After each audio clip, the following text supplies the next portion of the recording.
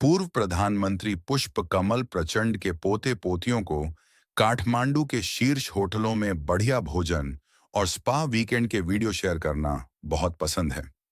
एक अन्य पूर्व प्रधानमंत्री शेर बहादुर दियोबा के बेटे को काठमांडू की खास पार्टियों में शामिल होने के लिए महंगी एसयूवी चलाते देखा गया, जबकि उनकी बहू ने ब्रांडेड कपड़ों और विदेश में पढ़ाई के अपने अनुभवों का प्रदर्शन करके हजारों फॉलोअर्स बटोरे। दूसरी तरफ नेपाल के हजारों आम गेनजी हैं जो बिना नौकरी और 20% की बेरोजगारी दर के साथ निराश हैं। अनुमान है कि 20 लाख लोग खाड़ी देशों, मलेशिया और भारत में कम वेतन पर काम करने के लिए पलायन करने को मजबूर हुए हैं, जबकि उनके माता पिता घर पर 11 अरब डॉलर के प्रेषण पर गुजारा कर रहे हैं, जो नेपाल की अर्थव्यवस्था का 26% हिस्सा है। नेपाल के अभिजात वर्ग और आम आदमी गेनजी के बीच की खाई और चौड़ी नहीं हो सकती थी। लेकिन यह सारा विशेषाधिकार प्राप्त धन कहां से आया? जवाब है भ्रष्टाचार से, जिसकी शुरुआत प्रधानमंत्री ओली से होती है, जिन्होंने कथित तौर पर पोखरा अंतर्राष्ट्रीय हवाई अड्डे के निर्माण के लिए एक चाय बागान को व्यावसायिक क्षेत्र में बदल दिया। 3 अन्य पूर्व प्रधानमंत्रियों पर रिश्वत के बदले निजी व्यक्तियों को सरकारी जमीन देने का आरोप है। विदेश मंत्री अर्जुराना देओबा और उनके सहयोगी राजनेता अमेरिका जाने में मदद के लिए बेताब जनरेशन झेड़ को नकली बुटानी शरणार्थी पहचान पत्र बेच रहे थे। 3 बार प्रधानमंत्री रहे पुष्प कमल दहल पर मुख्यधारा में लौट आए माउस गोरिल्लाओं के लिए निर्धारित धन को हड़पने का आरोप लगा, जबकि पूर्व प्रधानमंत्री शेर बहदी देओबा पर सरकारी नेपाल एयरलाइंस के लिए 2 एयरबस विमानों के एक महंगे सौदे में रिश्वत लेने का आरोप है, और सभी ने आरोपों से किनारा कर लिया है और निर्दोष साबित हुए हैं। उनमें से प्रत्येक ने एक उबाऊ गेम ऑफ थ्रोन्स खेला है। नेपाल के 2008 में लोकतंत्र बनने के बाद से पिछले 17 वर्षों में 14 अलग-अलग सरकारों का नेतृत्व किया, जिनमें से किसी ने भी अपना कार्यकाल पूरा नहीं किया। ये सब सोशल मीडिया जेन जेड हलकों में इतना गुस्सा भड़का रहा है कि इसने कुलीन बच्चों के खिलाफ, उनके पिता राजनेताओं के खिलाफ नेपो बेबी अभियान को बेहद वायरल कर दिया, जिसने ओली की सरकार को इतना परेशान कर दिया, टिकटॉक को छोड़कर किसी ने भी समय सीमा पूरी नहीं की, जिसके परिणाम स्वरूप 5 सितंबर को 26 मीडिया प्लेटफॉर्म पर प्रतिबंध लगा दिया गया।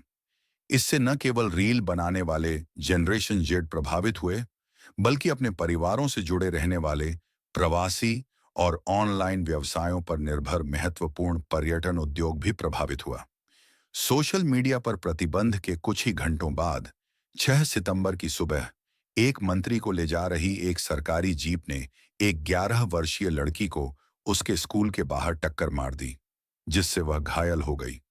लेकिन आग में घी डालने का काम करते हुए प्रधानमंत्री केपी शर्मा ओलिंग ने इसे हल्के में लिया। यह बहुत छोटी सी बात है, ऐसा होता रहता है। हम उस लड़की के इलाज का खर्च उठाएंगे। यह हजारों पहले से ही उग्र गेंजियों के लिए 8 सितंबर को काठमांडू की सड़कों पर उमड़ने का तत्काल कारण बन गया। सोशल मीडिया पर प्रतिबंध हटाओ, भ्रष्टाचार बंद करो, सोशल मीडिया नहीं। लेकिन वे बहक गए और संसद में घुसकर सुरक्षा भंग करने की कोशिश की, जिसका पुलिस ने आंसू गैस, रबर की गोलियों, पानी की बौछारों और यहां तक कि गोलीबारी से क्रूरतापूर्वक जवाब दिया, जिसमें कम से कम 72 छात्र मारे गए और 1300 से ज्यादा घायल हो गए। हालांकि इस हंगामे ने केपी ओली को प्रतिबंध हटाने के लिए मजबूर कर दिया और सरकार के कई प्रमुख मंत्रियों ने भी इस्तीफा दे दिया। प्रत्यक्षदर्शियों ने बताया कि विरोध प्रदर्शन के दूसरे दिन तेज आवाज वाली मोटरसाइकिलों पर सवार उपद्रवी लोगों ने विरोध प्रदर्शन को हाईजैक कर लिया, भीड़ में घुस गए और संसद में पहुंचने के लिए अवरोधों को तोड़ दिया। उग्र भीड़ ने उत्पात मचाया, संसद और नेपाल के शीर्ष राजनेताओं के घरों को आग लगा दी, लगभग एक हिंसक बदला लेते हुए। एक पूर्व प्रधानमंत्री की पत्नी को उनके घर में जिंदा जला दिया गया। प्रदर्शनकारियों ने उसे आग लगा दी, फिर वित्त मंत्री को सड़कों पर दौड़ा दौड़ा कर पीटा। प्रधानमंत्री कार्यालय पर धावा बोला और उन्हें तत्काल इस्तीफा देने के लिए मजबूर किया। उन 2 दिनों में पूरी तरह से कोहराम मच गया।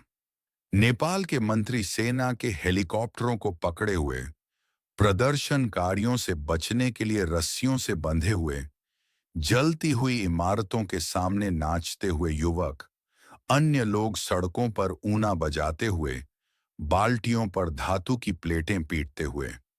ऐसे कई वीडियो वायरल हुए। 10,000 से 12,000 से अधिक कैदियों ने विभिन्न जेलों से भागने के अवसर का उपयोग किया। यह बदतर हो सकता था, लेकिन नेपाल की सेना ने हस्तक्षेप किया, राजनेताओं की रक्षा की और सड़कों पर कानून व्यवस्था बनाए रखी। दिलचस्प बात यह है कि जेन जेड प्रदर्शनकारियों का नेता एक सहस्राब्दी 36 वर्षीय सुधन गुरुंग है, जो एनजीओ हामी नेपाल के संस्थापक हैं। अपनी स्कूल यूनिफॉर्म और अपनी पाठ्य पुस्तकों के साथ इकट्ठा हूं। प्रदर्शनकारियों का एक वर्ग इसी तरह शांतिपूर्ण रहता है। भ्रष्टाचार के मुद्दों पर रैपर रहे 35 वर्षीय बलिंद्र शाह, जो अब काठमांडू के मेयर हैं और जिनके प्रशंसकों की संख्या बहुत ज्यादा है, ने उन्हें प्रोत्साहित किया।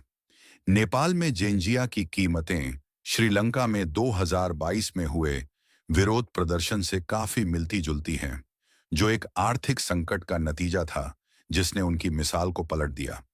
और 2024 में बांग्लादेश में हुए कोटा के मुद्दे पर हुए विरोध प्रदर्शन से भी, जिसने प्रधानमंत्री शेख हसीना को देश छोड़कर भागने पर मजबूर कर दिया था। देखिए इन दोनों घटनाओं की कहानियां। 17 साल पहले 2008 में जन आंदोलन 2 नामक एक ऐसे ही बड़े पैमाने पर विरोध प्रदर्शन ने नेपाल की 240 साल पुरानी राजशाही को खत्म कर दिया था।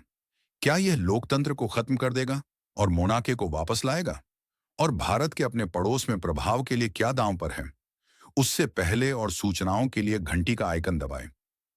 राष्ट्र राजा पृथ्वी नारायण शाह द्वारा 1768 में स्थापित नेपाल साम्राज्य पर 1950 तक शाह और राणा राजवंश का शासन था। 50 के दशक की शुरुआत में राजा त्रिभुवन ने एक लोकतांत्रिक आंदोलन शुरू किया, राणाओं को उखाड़ फेंका और राज्य के प्रमुख बन गए। 9 साल बाद 1959 में उनके बेटे राजा महिंद्रा ने एक नया संविधान जारी किया, जहां राजा ने अपनी शक्तियों को बरकरार रखा, लेकिन राष्ट्रीय सभा के लिए चुनाव हुए। नेपाल कांग्रेस पार्टी विजयी हुई, लेकिन फिर राजा ने अपना मन बदल लिया, संसद भंग कर दी और सारी शक्तियां वापस ले ली। ऐसा 3 बार और हुआ। 1962, 1980 और 1990 में नए संविधान आए, जिन्होंने लोकतंत्र का विस्तार किया। फिर भी सत्ता राजशाही के पास ही रही। इन उलटफेरों ने मोहभंग पैदा किया और 1996 में माओवादियों ने राजशाही और तथाकथित निर्वाचित सरकार के खिलाफ एक हिंसक विद्रोह शुरू कर दिया, जो 1 दशक तक जारी रहा। फिर भाग्य के एक मोड़ में जून 2001 में नशे में धुत युवराज दीपेंद्र ने एक पारिवारिक समारोह के दौरान गोलीबारी शुरू कर दी, जिसमें शाही परिवार के कई सदस्य मारे गए और यहां तक कि उन्होंने खुद को भी गोली मार ली। उनके भाग्यशाली भाई ज्ञानेंद्र वहां मौजूद नहीं थे, बच गए और युवराज बने।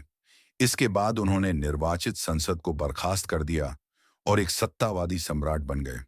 5 साल के संघर्ष के बाद इसके कारण लोकतांत्रिक ताकतों ने मोनाके के खिलाफ हमेशा असंतुष्ट माओवादियों के साथ हाथ मिलाया, जिसके परिणाम स्वरूप नवंबर 2006 में प्रधानमंत्री गिरजा प्रसाद कोइराला और माओवादी अध्यक्ष प्रचंड के बीच एक शांति समझौता हुआ, जिसके परिणाम स्वरूप नेपाल की पहली संविधान सभा का गठन हुआ, लोकतंत्र की स्थापना हुई और 1.5 साल बाद मई 2008 में मोनाके ज्ञानेंद्र को हटा दिया गया।